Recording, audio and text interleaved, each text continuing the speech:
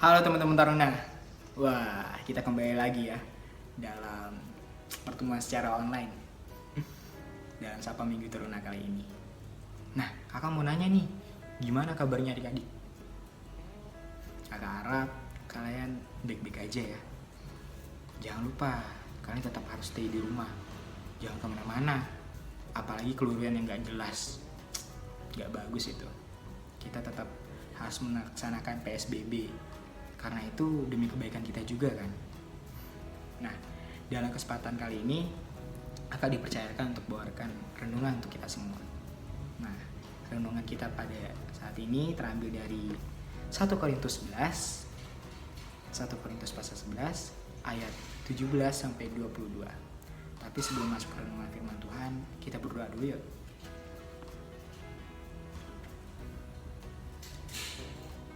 Ya Allah, Ibu yang pengasih, Bapak yang maha bijaksana, terima kasih untuk kesempatan hidup kami yang masih Engkau berikan hingga saat ini.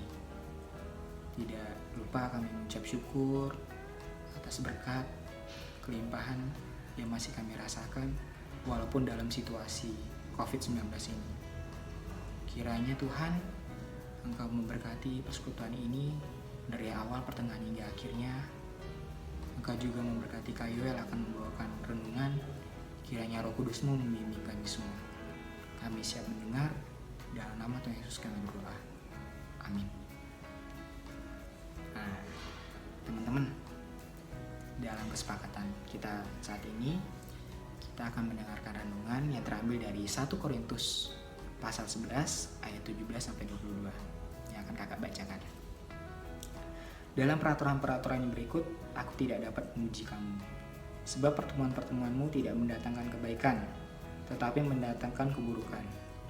Sebab pertama-tama aku mendengar bahwa apabila kamu berkumpul sebagai jemaat, ada perpecahan di antara kamu. Dan hal itu sedikit banyak aku percaya. Sebab di antara kamu harus ada perpecahan, supaya nyata nanti siapakah yang di antara kamu yang tahan uji. Apabila kamu berkumpul, kamu bukanlah berkumpul untuk menjalankan perjamuan Tuhan. Sebab pada perjamuan itu, tiap-tiap orang memakan dahulu makanannya sendiri. Sehingga yang seorang lapar dan yang lain mabuk. Apakah kamu tidak mempunyai rumah sendiri untuk makan dan minum? Atau maukah kamu menghinakan jemaat Allah dan memalukan orang-orang tidak mempunyai apa-apa? Apakah yang kukatakan kepada kamu, memuji kamu? Dalam hal ini aku tidak memuji kamu. Teman-teman, kakak mau nanya nih, kalian dalam kehidupan sehari-hari merasakan gak sih anugerah cinta kasih Tuhan? Apa aja tuh kak? Nah, anugerah cinta kasih Tuhan itu banyak sekali bentuknya. Salah satunya nafas kehidupan, kedua pakaian yang kita kenakan, dan ketiga yang gak kalah penting itu makanan. Ngomongin makanan nih, makanan kan adalah salah satu kebutuhan pokok manusia.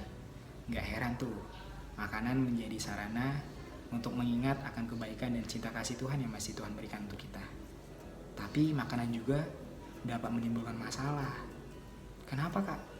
Karena gara-gara makanan, orang-orang tuh bisa berebutan tau, iya kan? Nah, hal itu disebabkan karena di dalam diri manusia masih ada sifat egois, rakus, dan kebebasan yang masih keliru. Maka dari itu, Rasul Paulus ingin mengingatkan kita. Nah, dalam surat ini Rasul Paulus menyiratkan tentang perselisihan yang terjadi dalam perjamuan makan di Korintus. Padahal perjamuan makan merupakan salah satu sarana bagi umat untuk mengingat akan kebaikan Tuhan. Nah, teman-teman, kakak punya satu video renungan untuk kita semua. Kiranya renungan ini dapat menjadi pelajaran ya untuk kita.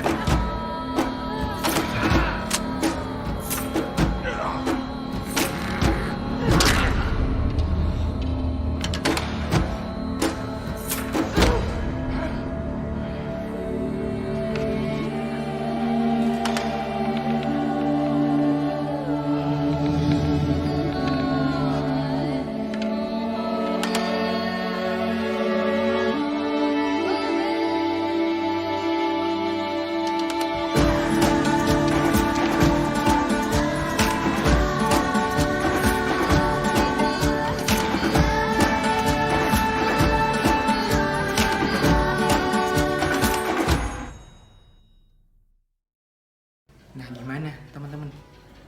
Apa yang bisa kalian ambil dari video tersebut?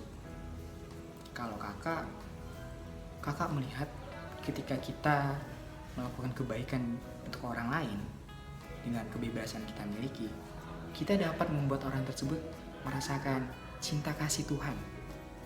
Oleh karena itu, harusnya kita menggunakan kebebasan kita miliki untuk membantu sesama, bukannya menjadi egois dan serakah. Karena sifat egois dan serakah dapat menimbulkan perpecahan dan konflik. Nah, firman kita kali ini ingin mengingatkan bahwa sikap egois dan serakah dalam menggunakan kebebasan selalu menimbulkan perselisihan dan perpecahan. Maka itu, jangan jadi orang yang rakus dan serakah akan kenikmatan dunia yang sesaat. Jadilah orang Kristen yang menunjukkan kasih terhadap sesama dan alam.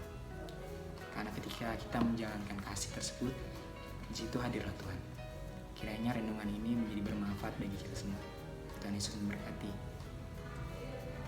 Untuk itu, mari kita berdoa untuk menutup perjumpaan kita kali ini.